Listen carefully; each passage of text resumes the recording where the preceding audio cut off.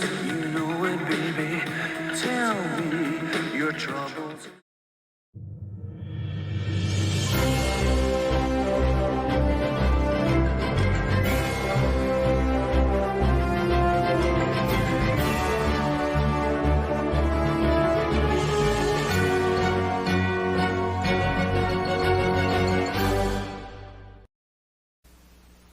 Good morning, Washington Liberty, and welcome to the General's Weekly Dispatch. Today is Friday, March 4th, 2022. I'm Vivian Williams, and here are your very important announcements.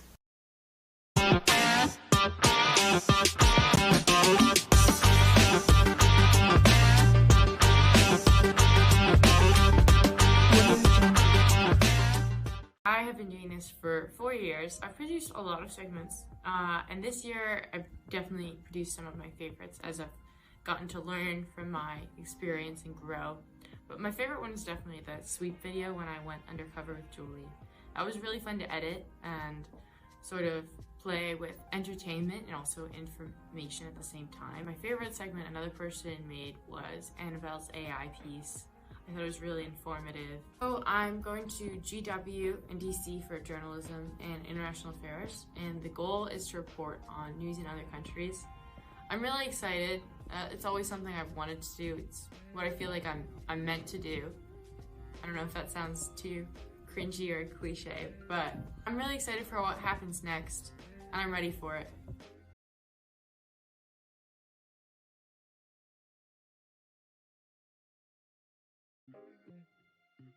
I'm Leah Reich, and I specialized in pop culture and like niche news. My name is Carter Bain. I make the GTV sports segments. Hi, I'm Taromo, and I guess I specialize in pop culture as well and niche news. I mostly help with leadership and making sure people get things done. But I also, this year especially, been doing academic stuff and also events around the school. My name is Max. I make probably most of GTV's political segments. My favorite thing I did this year was my interview with our own Congressman, Don Beyer. My favorite segment this year would probably be the Black Panther segment, that I thought was very interesting. My favorite segment that I did was probably back in early October with the mid-season report.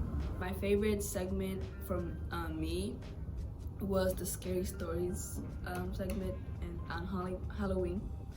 And from someone else is probably the Home Alone thingy, like where's Johnny? Kevin, that was the holiday special. Yeah, the holiday special. That was my favorite. Another segment that I like is probably ones that the Spirit Crew did, especially the Christmas special. My favorite segments that other people make are probably Trip and Sean's movie reviews. My favorite from someone else would probably be the art segment.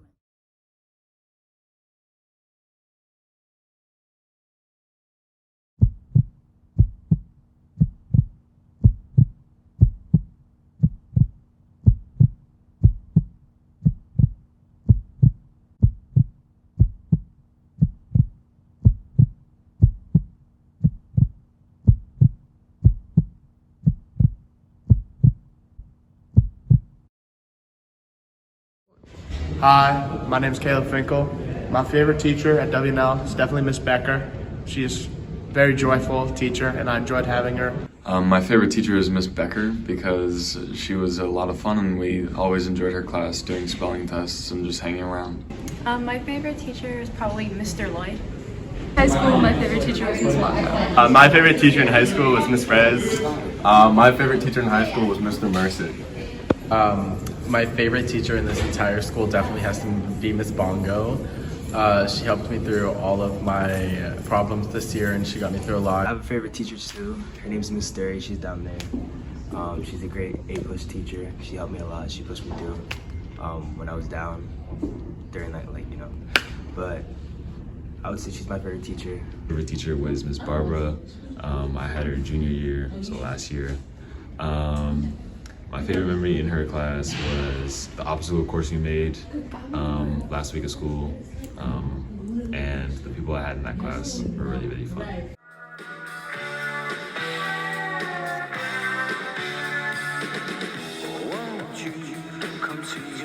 me. I'll be alone, dancing, you know it, baby. Tell me your troubles and doubts. With all of the craziness we have covered this year, we would like to take a moment to go over, once more, some of the most important stories logged by GTV on the global scale this year. For starters, the war in Ukraine has raged on, with other countries' involvement staying relatively the same, the US and United Nations backing the government in Ukraine, and Russia seeing major financial support from China. Additionally, the spirit of global democratic weakening has continued since January 6, although it was certainly not caused by it, as we have seen eerily similar events occur in Brazilian elections, as well as attempted coups in Sudan and neighboring African countries. This has also been a year of protest, perhaps shown off most prominently to the world stage when the Iranian national soccer team refused to sing the Iranian national anthem in protest of police brutality in the regime's general war on women and human rights. We'd also like to include a bit of good news, some being how many treaties and agreements were made to fund climate change and biodiversity programs. The first fully hydrogen-powered rail line was established in Germany, and hair follicles were grown for the first time in a lab in Japan. The last year has been a huge year for national politics, just like any other. These are, in our opinion, the three biggest stories of the year. Number 1, the indictment of Donald Trump. Number 2, the chaotic midterm elections and the election of Kevin McCarthy to the speakership. And number 3, the overturn of Roe v. Wade. The indictment of former President Trump was long expected, but still surprising nevertheless. Trump had been facing high-profile investigations since before he even left the presidency. The question was which investigation would indict Trump first. Considering that the investigation in New York was only over business fraud compared to the investigation in Georgia over Trump's attempt to illegally overturn Georgia's electoral college results, it was surprising that the investigation in New York was the first to reach an indictment. In the months ahead, expect to see Trump's lawyers try to push the next court date in that trial, which is December, farther and farther back, in the hopes that it will be thrown out once the campaign season gets going. There were strong indications going into the 2022 midterms that Republicans would fare poorly, particularly because of the overturning of Roe v. Wade the summer before.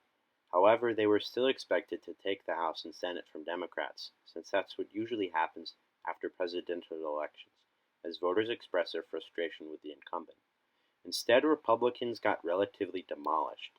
Not only did they not win the Senate, but the Senate went from a slim 50-50 Democrat majority to a 49-51 Democrat majority. Remember that the vice president, Democrat Kamala Harris, votes when there is a tie, so 50-50 splits are a majority for the president's party. However, Republicans did take the House, but only by 4 seats. Compare that to 6 years ago, when Republicans won the Senate with a 52-seat majority and the House with a 23-seat majority. As a result of the tiny margin, it took 4 days between January 3rd and January 7th for McCarthy to wrangle the Republican caucus, particularly farther right-leaning members, into submission in order to secure his speakership. Finally, the overturning of Roe v. Wade has unleashed profound changes in American politics.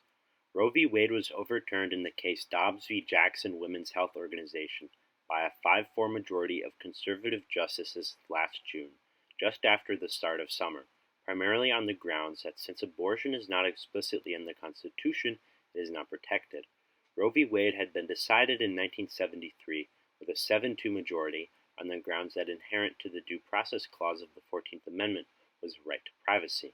The clause is found in Section 1 of the 14th Amendment and states, "No state shall deprive any person of life, liberty, or property without due process of law."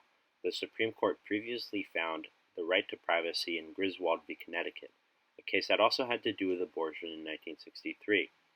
The ruling in that case only guaranteed some forms of abortion, and it wasn't until Roe that the court found all abortions before viability to be legal. Dobbs v. Jackson initially launched a wave of pro-choice protests across the nation, particularly at the Supreme Court in D.C.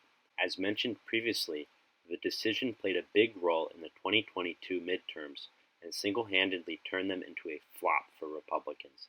Dobbs will likely continue to hurt Republicans into 24, and only time will tell if it will stand or be overturned once the court swings back into a Democratic majority. From Tripp and I, thank you for watching GTV Politics in 2022 and 2023.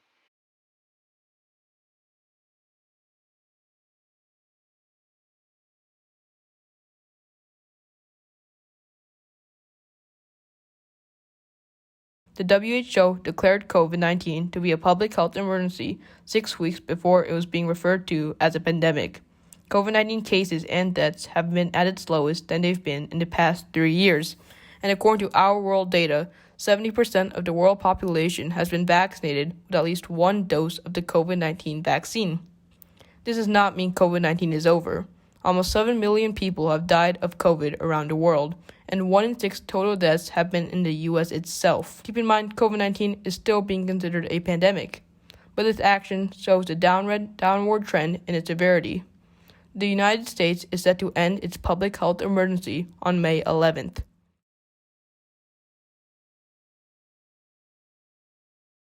I'm definitely gonna miss seeing my friends in class every day, and definitely spirit weeks because those were a lot of fun. So I'm gonna be missing track practices and track meets. I think I'm gonna miss the most about high school is all the free time I can spend with my friends. What I miss most about high school is probably hanging out with friends during lunch and GP. I'm gonna miss having all my friends around that I know here and running into them in the halls. The thing I miss most about high school is just the community around the school that I've developed through extracurriculars, through classes, through friendships, relationships, and just all the people that you see in the halls you might not hang out with, but you just say what's up in the school.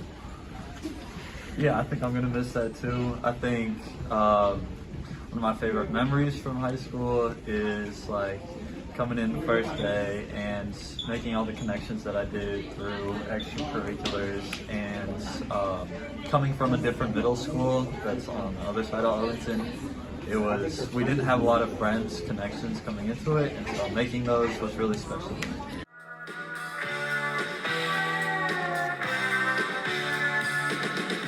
Won't you come see about me? I'll be alone, dancing, you know it, baby. Tell me your troubles and doubts. Hey Generals.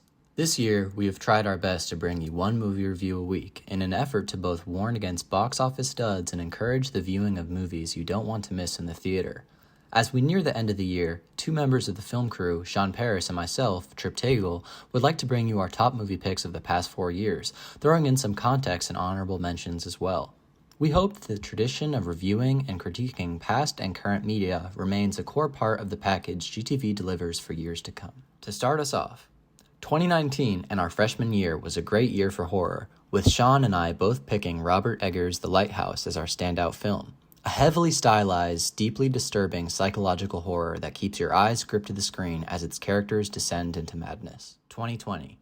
Wow, what an awful year for movies. Expected due to the lockdown, but nevertheless, not much happened this year. Sean went with the animated streaming release Wolfwalkers, and I chose Christopher Nolan's shakily received Tenet purely for its uniqueness. 2021 was when the world began to recover from lockdown, and we saw a few box office releases begin to trickle back through, although many were half-baked and corporatized cash grabs. Sean went with Tick Tick Boom for Andrew Garfield's absolute star performance and pervasive talent, and I went with Dune for its vistas and pure spectacle. I'm a sucker for the bleakness of Denis Villeneuve dystopias. For 2022, Sean chose Triangle of Sadness, a film we have already covered on GTV, and believe not much is left to be said about. I chose The Northman, with another Robert Pattinson film, The Batman, being a close second. We are now in 2023, the year is halfway through, and yet it still feels as if it is just starting, as not much has come out to wow us box office-wise except for Ari Aster's Beau is Afraid, our joint pick for Standing Movie of the Year, and we don't see much else coming to take the title. That's all from us, and it has been a pleasure learning how to develop review and editing techniques throughout the year. Thank you.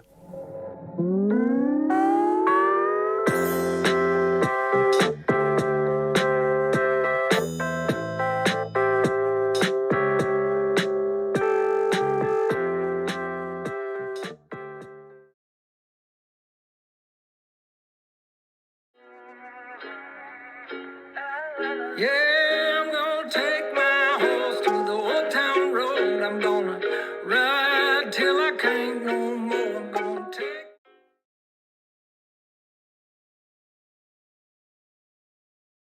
You want me, I want you, baby. My sugar boo, I'm levitating. The Milky Way, we're renegade.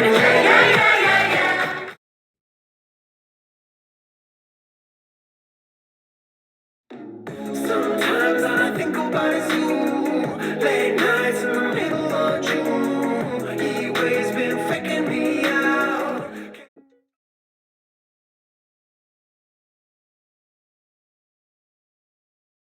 Did you cry, but then remembered I can buy myself flowers.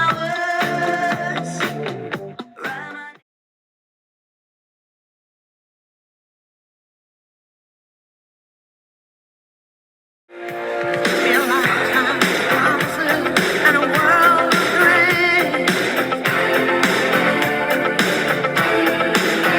Speak the language of love like you know what it means. You're simply the best.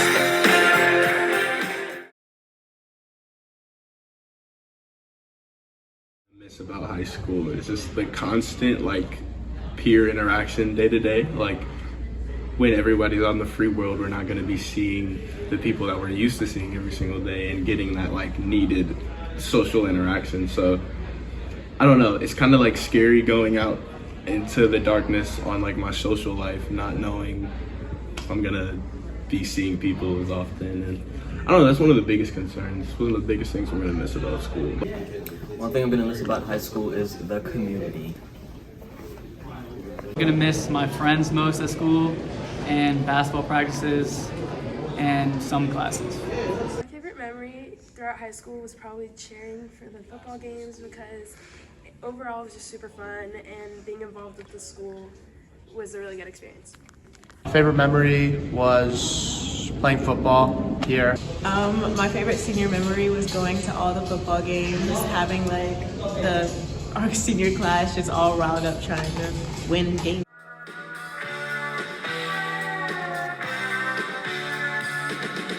Won't you come see about me?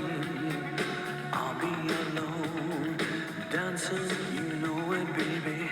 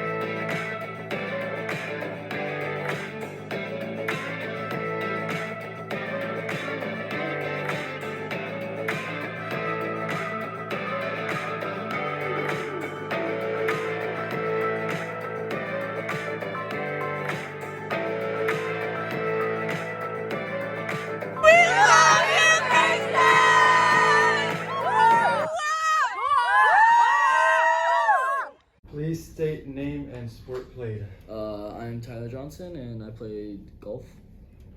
How many years have you been a part of the team? I've been a part of the golf program for 4 years. Hi, my name is Noah Samuel and I play football. How many years have you been a part of the team? I played football for 2 years.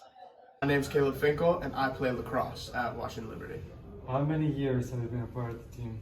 I've been playing lacrosse since I was a sophomore, so 3 years. My name is Matt Kiet-Rungrit and I play varsity baseball here at WNL. How many years have you been a part of the team? So I played on the JV team here for 2 years in my freshman and sophomore year, and then I played for the varsity team my junior and senior years. My name is Jake Guffey. I play baseball.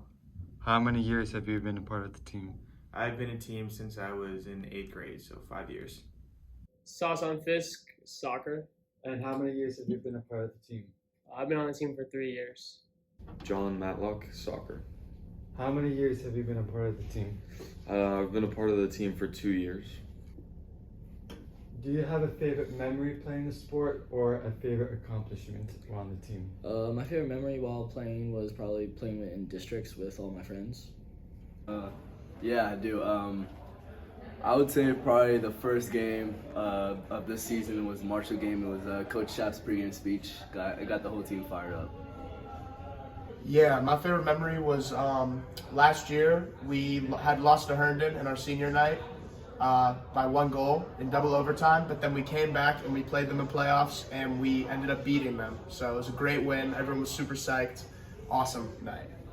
Yeah, I would say my favorite memory while playing here at WNL was beating Langley last year for our first in-conference win of the year, and then getting my first varsity stolen base in that same game. My favorite memory is probably last year against Marshall. I hit a home run and we won on their senior night last year, which was awesome, and that was a big upset. And my favorite accomplishment is becoming so close with all the kids on the team and all the coaches and being such good friends with them. My favorite memory while on the team was beating Yorktown 4-0 and winning the Arlington Cup on the same night at home. My favorite memory with the team is the Lynchburg trip that we did with the seniors this winter. Do you have a legacy mark that you want to leave behind? And do you have any advice for the underclassmen athletes heading into next year? I would say keep working hard and keep listening to Coach Mike. Yeah. I would say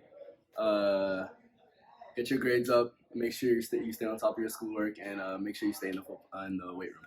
Yeah, so I think my senior class is trying to leave behind a relentless attitude. We're trying to, fight for every ground ball. Little lacrosse term for you there.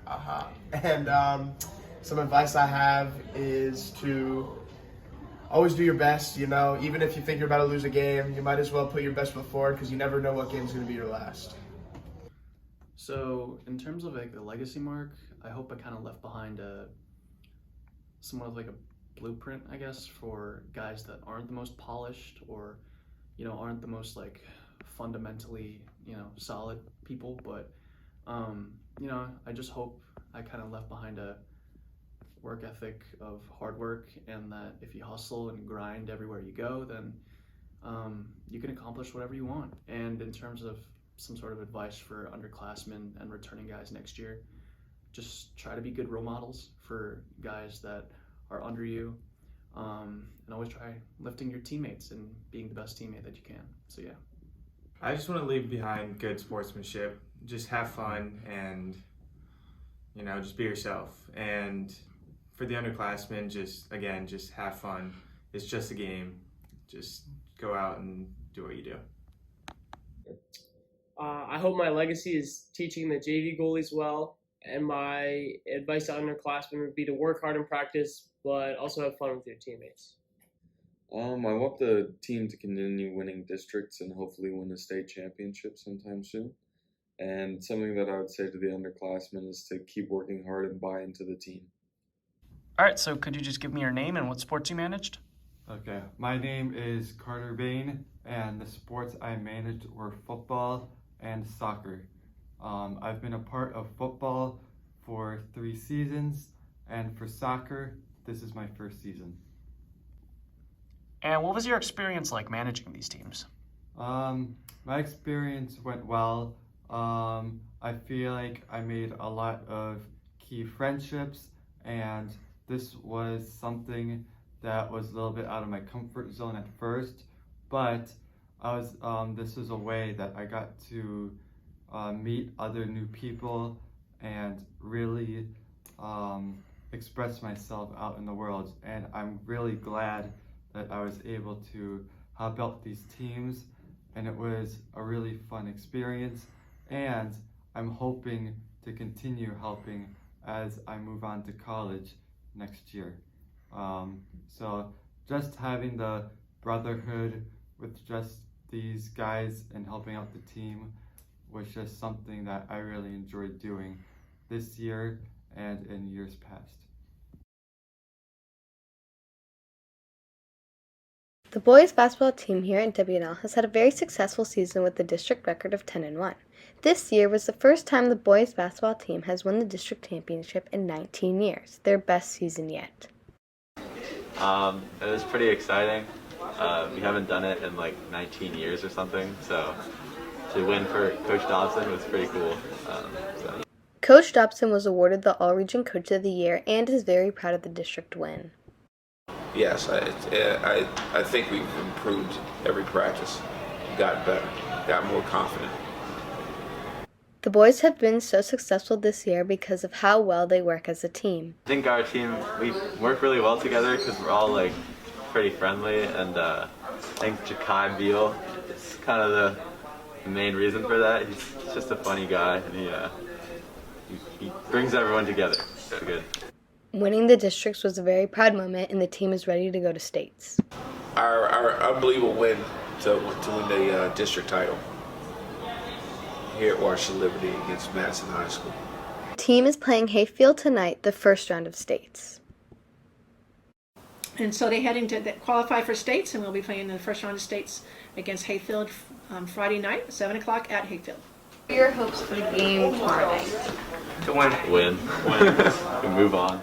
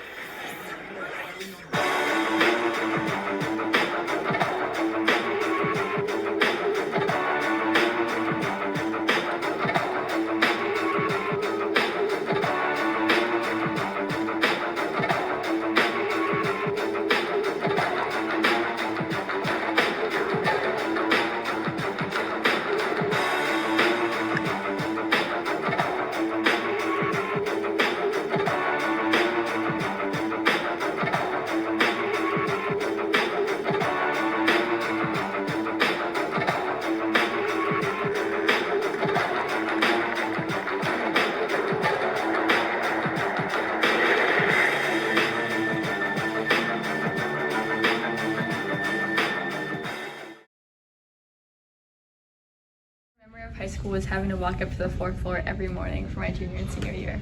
My favorite memory of football or like just senior year in general is going to be Coach Shap's pregame speech against Marshall for the first game. And my favorite WNL experience is probably going to all of the sporting events and getting hyped and lit in the crowd and going to all the after parties.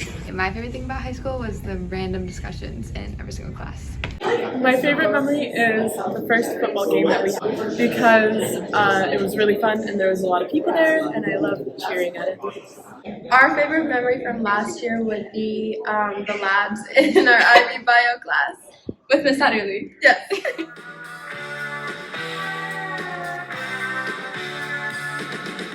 Won't you come see about me? I'll be alone, dancing. dancing, you know it, baby. Hello, Generals. Tony Hall, Principal, Washington Liberty High School, Class of 2023. It's been a great 4 years. And you know what? I'm tired of Microsoft Teams, right? I don't want to do this on Microsoft Teams. Generals, Class of 2023. What's up? This is Mr. Hall, Principal here at Washington Liberty High School. Look, it's been a great 4 years. We spent a lot of great time together, been in a lot of classrooms, lunch, homecoming, games, and everywhere else in between. And now, it's time for y'all to go out to college or military or the world of work. But before you do that, know that we'll miss you. I will miss you. You know my email address. You know where the building is. Please come back. Let us know how you're doing. Once a general, hey, always a general, right? Because this is your home. It's my home, it's your home, it's our home. So all the best to you and your future endeavors, and I'll see you down the road. Dear Mr. Hall, when I started this year, I was looking forward to journalism. It was something familiar, yet new at the same time. I think everyone felt this way. A new teacher, new vision, and a new year. We were 10 seniors, 1 junior, and also a few freshmen. You may not have always known who was behind the cameras in our videos, but we always made sure we had a show for everyone's enjoyment. These past 4 years have been interesting, and a lot different than anyone else has ever had. Every year felt so different from the last. The first year, with COVID, the year was cut short. The second year, we had online classes. The third year, we came back to school, but we were all still trying to figure things out. And this year has finally felt like old times, but we've changed so much since this all started. I don't know if this is really the same. Now that we are at the end of the year, let us reflect on these past years, the highs and the lows. Thinking back to March 2020, when you said bye to your friends, thinking you would see each other in a month, or when you got back to see some of your friends who returned in March 2021. Then, finally, we all returned to September, back but with a new normal, if you can call it that. But now, in 2023, I hope for everyone this year has been great, and I wish you all had the best of luck in your next stage of life. No matter where you came from before this, now we are all generals, and we will always be generals.